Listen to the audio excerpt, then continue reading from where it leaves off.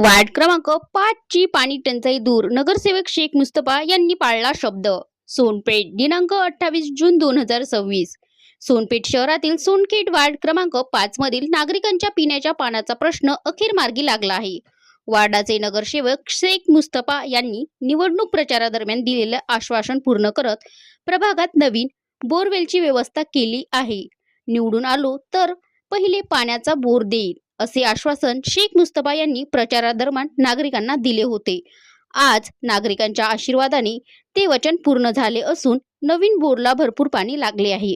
यामुळे वार्डातील 3 गल्लीतील नागरिकांची पाण्याची समस्या दूर झाली असून नागरिकांमध्ये आनंदाचे वातावरण आहे.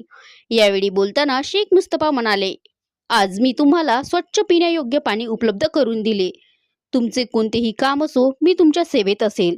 मी एक नगरसेवक नसून तुमचा समाजसेवक आहे. माझ्या प्रभागाची मायबाप जनता यांची सेवा करणे हे माझे भाग्य समजतो. प्रभागात विकास कामांना वेग.